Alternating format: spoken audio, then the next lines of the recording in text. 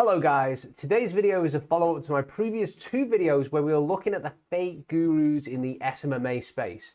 And to catch you up to speed, what I was basically saying in those videos was that although these gurus teach you all these techniques of how to get clients and how to get customers in their courses, they themselves don't follow those techniques. They actually just create YouTube channels and lots of videos on the YouTube channel telling you all these techniques. And those YouTube channel videos are what actually gets them the bulk of their clients and customers.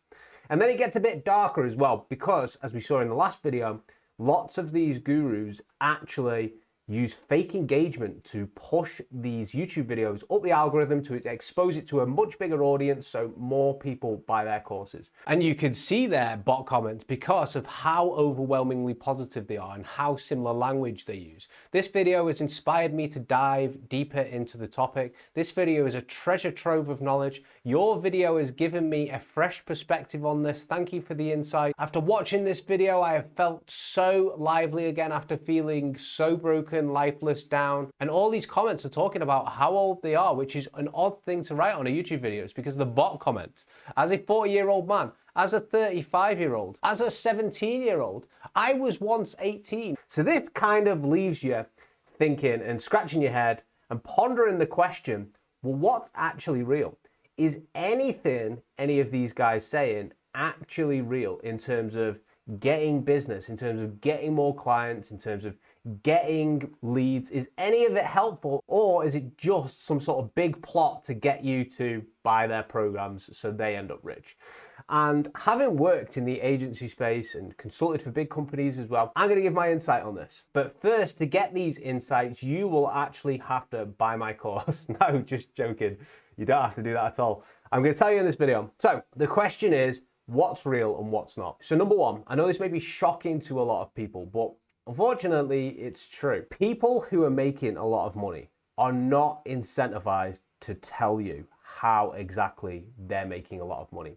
Because if you think about it, it would just create competition for themselves. Warren Buffett, who's one of the richest people in the world, is not likely to sit down with you and tell you step by step exactly how he is making his investments and what he is deciding to invest in. Instead, he's going to give a broad framework. But likewise, the same on a smaller scale, all the make money online gurus are telling you all these techniques that you can use to get more clients and to build your own SMMA agency online, but they're not incentivized to tell you exactly how they're getting all their clients. It's just not in their interest, right? And as we can see from the last video, it appears they are getting all of their clients and all their customers from their YouTube channel. So they're telling you all the techniques over here are helping them make money online and build a business, but really it's the techniques over here that they're using, which is their YouTube channel. And as we saw in the last video with Charlie Morgan, he was explaining his rapid growth in the last month or so of his YouTube channel. And he actually put it down to in the video that he's just been doing it a long time and it's the sheer amount of value he's giving to the market. He put it down over here, right? That's the reason, all these things right here. My channel has gone from 0 to 50,000 subscribers, right? In about two years and 11 months. But in the last month, it's gone from 50,000 subscribers to 80,000 subscribers. So I've nearly doubled my channel in the last month. And the reason this has happened to my channel is because you're using bot comments, which is manipulating the algorithm, right? Is because I've been doing it for a long time, right? So what was actually my strategy for achieving this? Well, honestly, the thing that I've been doing is putting no effort into my videos. This has really been the key. Or the key being that you're using YouTube bot comments, right? But really, we could see that actually it's only since he's been using fake engagement that his YouTube videos have took a dramatic leap. Charlie, this has been life-changing. Thank you, man. I feel in debt to you. Keep going. I've never watched a video on YouTube with as much value as this video, man. I don't mean to be cringe, but I cried. Good God, Charlie, you are performing a surgical operation on a wound in which my favorite self-help gurus have been putting band-aids on for years. So that brings the question about, like, are these guys doing this deliberately? Trying to almost mislead you and misdirect you. It's called misdirection in psychology, like misdirect you on what is the actual solution. I would say yes and no, right? First of all, they aren't incentivized to tell you exactly the techniques which are helping them build a business. So they won't tell you the main button that you've got to push, but they'll tell you button 2, button 3, button 4, all these other kind of effective techniques, just as long as you don't know the main button, which in this case was fake engagement, right? So number 2, there is this psychological term called cognitive dissonance.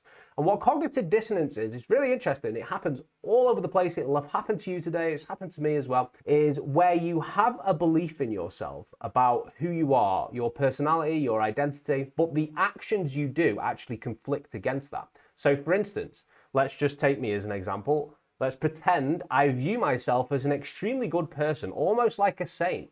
But I am also a thief and a murderer as well. I'm not a murderer in real life, but just for this example, let's just imagine. What happens then, because my actions are conflicting against my beliefs, it creates cognitive dissonance. And to get through that cognitive dissonance, I must rationalize my own behavior. So I would say, to ease the cognitive dissonance, I would say something like, well, you know, the people I killed were, you know, they're all bad people. Well, the people I stole from, they were greedy rich people, and they were, you know, constantly berating the poor. So I just took their money and gave it to the poor instead. That eases cognitive dissonance there. So often what you'll see with these make money online gurus is they won't actually show you the techniques which they're promising to show you, which is the techniques of how to generate the money, but they will show you a lot of good positive actions that you should be doing as a person anyway. So consistent actions over long term creates compounding results, things like that. So if you sit down with these guys and probably hooked them up to a lie detector, they would probably pass it because they are technically teaching you good things to do and teaching you, you know, that you should be DMing people and generating sales and generating leads as well. They're just not teaching you the technique which is the most potent for them. So which brings me to point number 3. Now knowing that most of these guys are a little bit shady, right? They stretch the truth, they exaggerate what, you know, you could potentially get out of their programs. They are almost funneling you into their YouTube channels where they're speaking on topics they probably don't really know much about. Is it even worth setting up an agency? Because it's hard to know whether the techniques are actually effective anymore. I would say if you are a person who has a higher pain tolerance, it's okay. But just don't be sucked into all of these make money online, you know, gurus, whether it's friggin' Iman Gadzhi, whether it's friggin' Andrew Tate, right? Telling you that it's easy to do this. It isn't easy to do this. It's so not easy to do this that if you look into the financials of some of these guys, these big guys' companies, when they were running an agency, it's not very good, right? It is possible, but know that it's going to take a lot of sacrifice, a lot of hard work, and a lot of painful learning experiences as well, like things that you don't even think are gonna happen. I remember I got friggin' ripped off by a client for like 12 grand. And it shocked me because like this client who ripped me off, they didn't need to do that. Like I helped them immensely and then they just basically didn't pay up and ghosted me. And they were like a CEO of an insurance company. They had money to pay me, right? Like it was a drop in the ocean, but they still did it anyway, right? They just completely ripped me off. There's also the problem of getting misled with bad information that's out there. How many people have taken one of these courses and it turned out not to be that legit, but they've followed all the directions and it's taken them like a year to realize, like, hold on, this isn't working. Like these guys are promising false returns and things like this. That's a big problem. The time lost is actually far more detrimental to you than losing the money because you can't get time back, right? So for instance, you know, if you are in your late 20s and you're thinking about soon settling down and, you know, having a family, are you realistically going to have that much time to figure things out when you get a family? It's going to be much more difficult on an already difficult journey. If you are working a 9-to-5 job, I mean, 9-to-5 jobs these days are rare. It's more like 8 to 6. At least that's what I did. If you're working that amount of time, right, how long can you realistically work on your agency or business and not see results before you're going to have to give it up because you're starting to burn out? And the remedy to that really, guys, is to watch what people do. Don't watch what they say. When you start slipping into the mindset, like I'm just going to follow everything these guys are saying, you've got to listen to what they're saying, but you've got to also pay attention to what they're doing on a day-to-day basis as well. if you've got some YouTube gurus selling you lead generation techniques and sales techniques in a course, right, and all these different lead generation techniques and that, then that's not how they're getting any clients or customers. That should raise a red flag, right? And it doesn't mean the stuff they're saying isn't valuable. It might still be valuable, but still, you have to understand that people are not incentivized to tell you exactly who they're winning, because look at evolutionary psychology. It's a highly competitive world. Males in particular, women as well, but males in particular compete with each other for resources and status all the time, even when they're not doing it outwardly, right? So, you know, if you were in a 9-to-5 job and you're just working and you're producing really, really good results, you might have a best friend in that job who's your best friend and you chat with all day, but you don't know what they're saying to your boss behind your back. They might be throwing you under the bus. They might be, you know, backstabbing you, and they might be doing none of that as well. But just know it's a highly competitive world, and people in general don't like to tell you things which are going to negatively impact them, right? So that's called perverse incentives. I've talked about it in a previous video before. My advice as well, and I've mentioned this in a previous video as well, is to work at a well-established place in either the marketing or the sales team so you can get at least a base.